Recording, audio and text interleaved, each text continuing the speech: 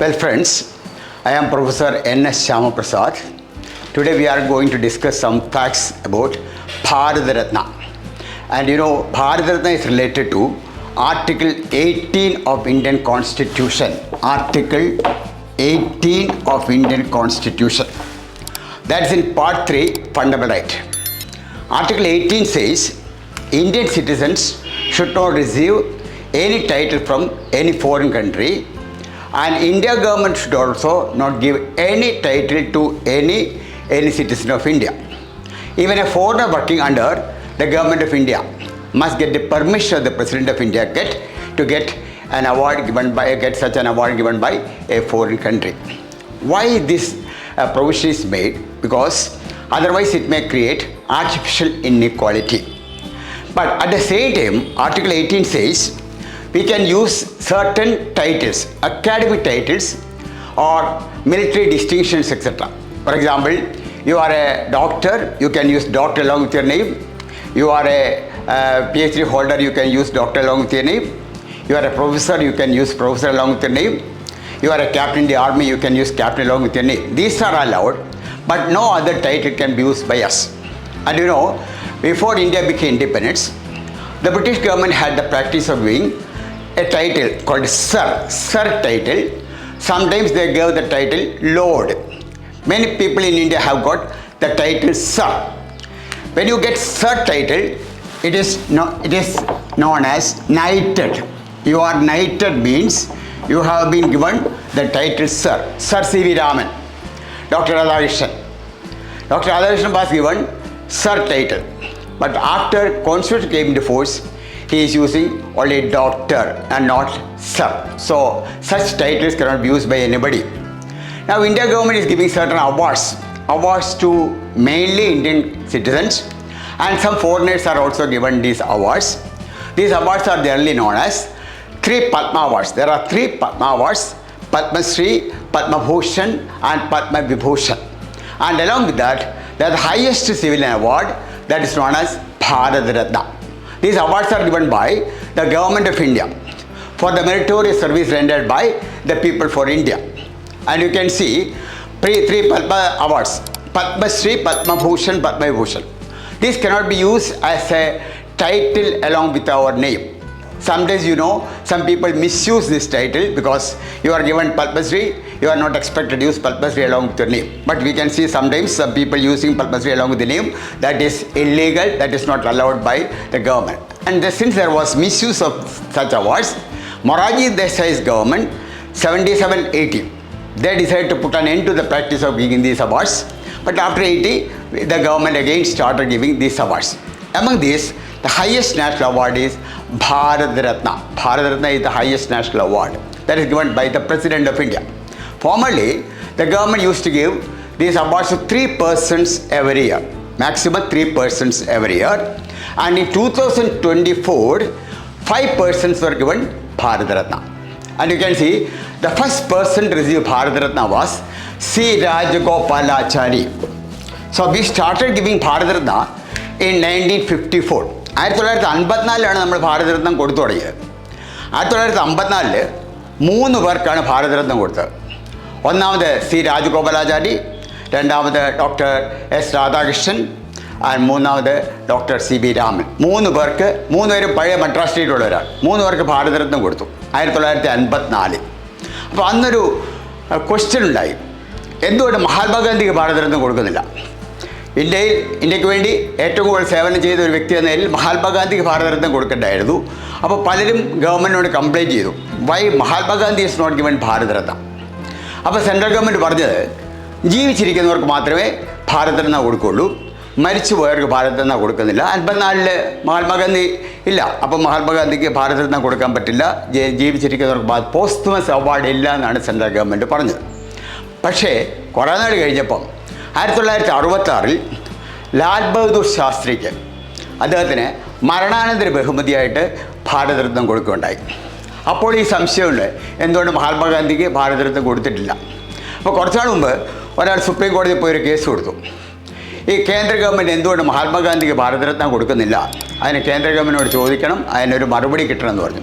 അപ്പോൾ സുപ്രീം കോടതി പറഞ്ഞു, മഹാത്മാഗാന്ധി കൊടുക്കാത്തതിൽ ഞങ്ങൾക്കും ചില ബുദ്ധിമുട്ടുകളുണ്ട്. അദ്ദേഹം ചിലപ്പോൾ ഇതിനേക്കാളെല്ലാം കൂടിയ ആളായതുകൊണ്ടായിരിക്കും അദ്ദേഹത്തിന് ഭാരതരത്ന കൊടുക്കാഞ്ഞത്. ഏതായാലും സുപ്രീം കോടതി ഇതിൽ ഇടപെടാൻ ഉദ്ദേശിക്കുന്നില്ല. നിങ്ങൾക്ക് വേണമെങ്കിൽ കേന്ദ്ര ഗവൺമെൻറ് മുമ്പിൽ പോകാം, കേന്ദ്ര ഗവൺമെൻറ് തീരുമാനം എടുക്കട്ടെ. ഏതായാലും മഹാത്മാഗാന്ധിക്ക് ഭാരതരത്ന അവാർഡ് കൊടുത്തിട്ടില്ല. അപ്പോൾ അതോടൊപ്പം വേറൊരു പോയിൻ്റ് കൂടെ നമ്മൾ ശ്രദ്ധിക്കണം. നോബൽ പ്രൈസ് എന്നൊരു പ്രൈസ് ഉണ്ട്, വളരെ പ്രധാനപ്പെട്ട ഒരു പ്രൈസാണ് നോബൽ പ്രൈസ്.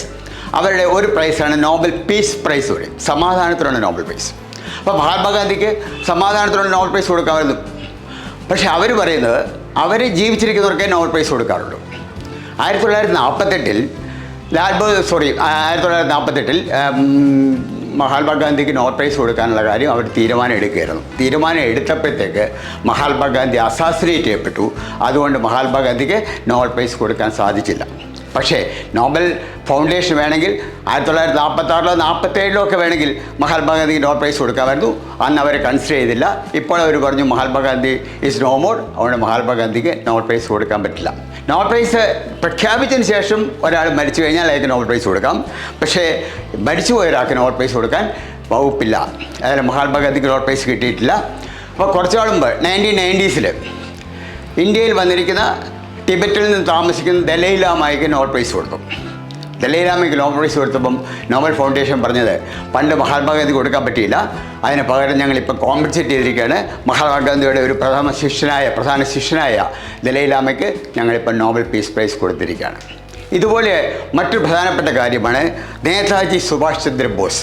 നേതാജി സുഭാഷ് ചന്ദ്രബോസിന് ഭാരതരത്നം കൊടുക്കാൻ കേന്ദ്ര ഗവൺമെൻറ് തീരുമാനിച്ചു. 90s കേന്ദ്ര ഗവൺമെൻറ് തീരുമാനിക്കുന്നത്. അത് നോട്ടിഫൈ ചെയ്തു. നേതാജി സുഭാഷ് ചന്ദ്രബോസിന് നോബൽ പ്രൈസ് കൊടുക്കാൻ തീരുമാനമെടുത്തു. അപ്പോഴാണ് അദ്ദേഹത്തിൻ്റെ ഒരു മകളുണ്ട്, ഒരു ഫോറിൽ താമസിക്കുന്ന ഒരു പ്രൊഫസറാണ് അനിത ബോസ് എന്ന് പറയും.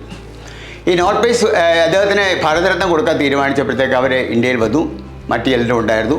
കോടതിയിൽ കേസ് കൊടുത്തു. ഭാരതരത്ന അദ്ദേഹത്തിന് പോസ്റ്റ്മസ് അവാർഡായിട്ട് കൊടുക്കാൻ പാടില്ല, മരണാനന്തര ബഹുമതിയായിട്ട് കൊടുക്കാൻ പാടില്ല. എന്തുകൊണ്ടെന്നാൽ അദ്ദേഹത്തിൻ്റെ മരണം ഇതുവരെ തെളിയിക്കപ്പെട്ടിട്ടില്ല. നമ്മൾ പൊതുവെ വിചാരിച്ചിരിക്കുന്നു, അല്ല നമ്മൾ അറിയുന്നത് 1945 നേതാജി സുഭാഷ് ചന്ദ്രബോസ് ഒരു പ്ലെയിൻ അപകടത്തിൽ മരിച്ചു എന്നാണ്. അതിന് ക്ലിയർ എവിഡൻസ് ഒന്നുമില്ല. ഇപ്പോൾ കേന്ദ്ര ഗവൺമെൻറ് 3 കമ്മിറ്റീസിനെ വെച്ചിരുന്നു. 3 കമ്മിറ്റീസും വെച്ചിരുന്നു. ഒരു കമ്മിറ്റിക്കും ക്ലിയറായിട്ട് പറയാൻ സാധിച്ചിട്ടില്ല നേതാജി എവിടെ വെച്ച് മരിച്ചു, എങ്ങനെ മരിച്ചു എന്നുള്ളത്. അപ്പോൾ മകൾ ഒരു പരാതി പറയുന്നു, മരിച്ചു എന്നുള്ളത് ക്ലിയറായിട്ട് പ്രൂവ് ചെയ്തിട്ടില്ല. So he cannot be given the award പോസ്റ്റ്മസ്ലി. അതുപോലെ മറ്റൊരു കംപ്ലൈൻറ്റ് നേതാജി കൊടുത്തത് വളരെ താമസിച്ചാണ്.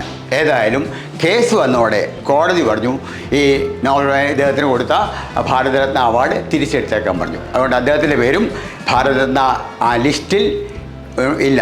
അപ്പം മഹാത്മാഗാന്ധിയുടെ പേരും നേതാജിയുടെ പേരും ഈ ഭാരതരത്ന കിട്ടിയ റെസിപ്പിയൻസിൻ്റെ പേരിൽ ഇല്ല. അതൊന്ന് ഓർത്തിരിക്കണം. പിന്നെ ഇതുവരെയായിട്ട് 53 പേർക്കാണ് ഭാരതരത്നം കൊടുത്തിരിക്കുന്നത്. ഇതുവരെയായിട്ട് 53 പേർക്ക് ഭാരതരത്നം കൊടുത്തിട്ടുണ്ട്. അതിൽ 18 പേര് പോസ്റ്റ്മസ് ആണ്, മരണാനന്തര ബഹുമതിയായിട്ട്. അംബേദ്കർക്ക്, doctor B R Ambedkar, Maulana Abul Kalam Azad, ഇങ്ങനെ കുറേ പേർക്ക് മരണാനന്തര ബഹുമതിയായിട്ടാണ് ഈ ഭാരതരത്ന കൊടുത്തത്. ഭാരതരത്ന കിട്ടിയ ഏറ്റവും പ്രായം കുറഞ്ഞ വ്യക്തി സച്ചിൻ ടെണ്ടുൽക്കറാണ്. പ്രമുഖ ക്രിക്കറ്റ് കളിക്കാരനായ സച്ചിൻ ടെണ്ടുൽക്കർ 40 വയസ്സായപ്പോഴേക്കും അദ്ദേഹത്തിന് ഭാരതരത്ന കിട്ടി. ഏറ്റവും പ്രായം കൂടിയത് DK കാർവേ എന്ന് പറയും. അദ്ദേഹത്തിന് 100 വയസ്സുള്ളപ്പോഴാണ് ഏറ്റവും പ്രായം കൂടിയ ഭാരതരത്ന ഹോൾഡർ. DK കാർവെയാണ്, സോഷ്യൽ വർക്കറാണ്. അദ്ദേഹമാണ് ഏറ്റവും പ്രായം കൂടിയ ഭാരതരത്ന കിട്ടിയ ആൾ. ഭാരതരത്ന എന്ന് പറയുന്ന അവാർഡ് എന്ന് പറഞ്ഞാൽ ഒരു ആലിലയുടെ ഷേപ്പാണ്, പീപ്പിൾ ട്രീ എന്ന് പറയും. അതിൻ്റെ ഒരു ആലിയുടെ ഷേപ്പിൽ ആണ് ഈ ഭാരതരത്ന അവാർഡ്. അതിൻ്റെ ഫ്രണ്ടിൽ കുറച്ച് സൂര്യകിരണങ്ങളുടെ പടമുണ്ടായിരിക്കും. അതോടൊപ്പം ഭാരതരത്ന എന്ന് ഹിന്ദിയിൽ എഴുതിയിരിക്കും. അതിൻ്റെ മറു സൈഡിൽ നാഷണൽ എംബ്ലം ഉണ്ടായിരിക്കും. ഇതാണ് ഭാരതരത്ന എന്ന് പറയുന്ന അവാർഡ്. ഈ ഭാരതരത്ന അവാർഡിന് കൂടെ പണമൊന്നുമില്ല, ഈ അവാർഡ് മാത്രമേ ഉള്ളൂ. ഈ അവാർഡ് കിട്ടുന്ന ആൾക്ക് ചില ബെനിഫിറ്റ്സ് ഉണ്ട്. ഒന്ന്, അദ്ദേഹത്തിന് ഡിപ്ലോമാറ്റിക് പാസ്പോർട്ട് കിട്ടും. മന്ത്രിമാർക്ക് അല്ലെങ്കിൽ പ്രധാനമന്ത്രി ഇവർക്കൊക്കെ ഡിപ്ലോമാറ്റിക് പാസ്പോർട്ടുള്ള പോലെ ഇദ്ദേഹത്തിന് ഡിപ്ലോമാറ്റിക് പാസ്പോർട്ട് കിട്ടും. അദ്ദേഹം ഏത് സ്റ്റേറ്റിൽ പോയാലും അദ്ദേഹത്തെ VIP ആയിട്ട് കൺസിഡർ ചെയ്യുന്നതാണ്. അദ്ദേഹത്തിന് പ്ലെയിനിലും ട്രെയിനിലും ഒക്കെ കുറഞ്ഞ ചിലവിൽ യാത്ര ചെയ്യാവുന്നതാണ്. അതുകൂടാതെ മറ്റൊരു പ്രത്യേകത എന്ന് പറഞ്ഞാൽ നമുക്ക് വാറണ്ട് ഓഫ് പ്രസിഡൻസ് എന്ന് പറഞ്ഞുകൊണ്ട്, അല്ലെങ്കിൽ ഓർഡർ ഓഫ് പ്രസിഡൻസ് എന്ന് പറയും. വാറണ്ട് ഓഫ് പ്രസിഡൻസ് അല്ലെങ്കിൽ ഓർഡർ ഓഫ് പ്രസിഡൻസ്, അതായത് ഒരു പ്രോട്ടോകോൾ അറേഞ്ച്മെൻ്റാണ്.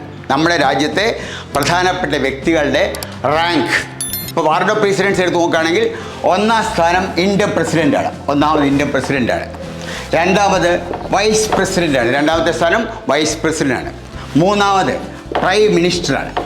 അങ്ങനെ താഴോട്ട് വരുമ്പോൾ ഏഴാമത്തെ rank cabinet ministers, union cabinet ministers, state chief ministers, അവർക്കാണ് ഏഴാമത്തെ റാങ്ക്. അത് കഴിഞ്ഞാൽ ഭാരതരത്ന ഹോൾഡേഴ്സ് 7A എന്നാണ്, 7A. ഭാരതരത്ന ഹോൾഡേഴ്സ് കേന്ദ്ര ക്യാബിനറ്റ് മന്ത്രിമാരെക്കാൾ തൊട്ട് താഴെയാണ്, അതേസമയം സുപ്രീം കോടതി ജഡ്ജിമാരെക്കാൾ ഉയർന്ന ലെവലിലുമാണ്. അപ്പം ഇതാണ് ഈ ഭാരതരത്ന ഹോൾഡേഴ്സിന് കിട്ടുന്ന ചില ബെനിഫിറ്റ്സ്. അപ്പം നമ്മൾ ഇന്ത്യക്കാർക്ക് മാത്രമല്ല ഭാരതരത്ന കൊടുക്കുന്നത്, വിദേശീയർക്കും ഭാരതരത്ന കൊടുക്കാവുന്നതാണ്. നമ്മുടെ ഫ്രോണ്ടിയർ ഗാന്ധി എന്നറിയപ്പെടുന്ന അദ്ദേഹത്തിന് നമ്മൾ ഭാരതരത്ന കൊടുക്കുകയുണ്ടായി. ഫ്രോണ്ടിയർ ഗാന്ധി ഖാൻ അബ്ദുൾ ഗാഫർ ഖാൻ, ഇന്ത്യൻ സ്വാതന്ത്ര്യ സമരത്തിൽ വലിയ റോൾ വഹിച്ച അദ്ദേഹം സ്വാതന്ത്ര്യത്തിന് ശേഷം പാകിസ്ഥാൻ സിറ്റിസനായി. അങ്ങനെ പാകിസ്ഥാൻ സിറ്റിസനായിരുന്ന അദ്ദേഹത്തിന് നമ്മൾ ഭാരതരത്ന കൊടുത്ത് ആദരിച്ചിട്ടുണ്ട്. അതുപോലെ നെൽസൺ മണ്ടേല, സൗത്ത് ആഫ്രിക്കയുടെ പ്രസിഡൻ്റായിരുന്ന നെൽസൺ മണ്ടേല, ഈ 2 വിദേശീയർക്ക് നമ്മൾ ഭാരതരത്നം കൊടുത്തിട്ടുണ്ട്. ഇതുകൂടാതെ മദർ തെരേസ, യുഗോസ്ലാവിയ ജനിച്ചെങ്കിലും ഇന്ത്യയിൽ വന്ന് പ്രവർത്തനം നടത്തി ഇന്ത്യൻ പൗരത്വം എടുത്ത മദർ തെരേസയ്ക്കും നമ്മൾ ഭാരതരത്നം കൊടുത്തിട്ടുണ്ട്. ഇതാണ് ഭാരതരത്നത്തെക്കുറിച്ച് പ്രധാനമായിട്ട് നമ്മൾ ഓർത്തിരിക്കേണ്ടത്. മറ്റൊരു കാര്യം, ഇന്ത്യയിലെ ഏറ്റവും ഉയർന്ന അവാർഡാണ് ഭാരതരത്ന. അതുപോലെ പാകിസ്ഥാനിലെ ഏറ്റവും ഉയർന്ന അവാർഡാണ് നിഷാൻ ഇ പാകിസ്ഥാൻ എന്ന് പറയും. ഭാരതരത്ന തുല്യമായിട്ട് പാകിസ്ഥാനിൽ കൊടുക്കുന്ന അവാർഡാണ് നിഷാൻ ഇ പാകിസ്ഥാൻ എന്ന് പറയുന്നത്. ഇത് രണ്ടും കിട്ടിയ ഒരു ഇന്ത്യൻ വ്യക്തിയുണ്ട്, മൊറാർജി ദേശായി. മൊറാർജി ദേശായിക്ക് ഭാരതരത്നവും കിട്ടിയിട്ടുണ്ട്, നിഷാൻ ഇ പാകിസ്ഥാൻ എന്ന് പറയുന്ന അവിടുത്തെ പാകിസ്ഥാനിലെ ഏറ്റവും ഉയർന്ന അവാർഡ് കിട്ടി. ഈ 2 ഹയസ്റ്റ് അവാർഡ് കിട്ടിയ ഏക വ്യക്തി, ഇന്ത്യയിലെ ഏക വ്യക്തി മൊറാർജി ദേശായിയാണ്. ഇത്രയും കാര്യമാണ് നമ്മുടെ ഈ ഭാരതരത്ന എന്നതിനെക്കുറിച്ച് പഠിക്കേണ്ടത്. ചിലപ്പോൾ ചോദിക്കാം, ഏത് വർഷമാണ് ഭാരതരത്ന കൊടുത്തു തുടങ്ങിയത്? 1954 ആദ്യമായിട്ട് ഭാരതരത്ന കിട്ടിയ ആർക്കാണെന്ന് ചോദിക്കുകയാണെങ്കിൽ സി രാജഗോപാലാചാര്യ പേരാണ്. അന്ന് 3 പേർ കൊടുത്തെങ്കിൽ ആദ്യത്തെ പേര് സി രാജഗോപാലാചാര്യയുടെ ആയിരുന്നു. അദ്ദേഹം കോൺസ്റ്റിറ്റ്യൂഷൻ അസംബ്ലി മെമ്പറായിരുന്നു, ഗവർണറായിരുന്നു, കേന്ദ്രമന്ത്രിയായിരുന്നു.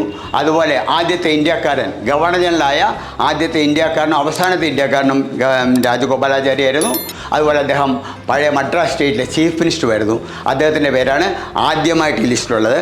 അവസാനത്തെ ഈ അടുത്ത കാലത്ത് കൊടുത്ത ലിസ്റ്റിൽ അവസാനത്തെ പേര് പ്രമുഖ കൃഷിശാസ്ത്രജ്ഞനായ സ്വാമിനാഥനാണ്, ഡോക്ടർ സ്വാമിനാഥൻ. അദ്ദേഹത്തിൻ്റെ പേരാണ് ലാസ്റ്റ് വന്നിരിക്കുന്നത്. ഇത്രയും പേർക്കാണ് നമ്മൾ ഭാരതരത്ന കൊടുത്തത്. അപ്പോൾ ചിലപ്പോൾ ക്വസ്റ്റ്യൻ ചോദിക്കും, മരണാനന്തര ബഹുമതിയായിട്ട് ആർക്കാണ് ആദ്യമായിട്ട് കൊടുക്കുന്നത്?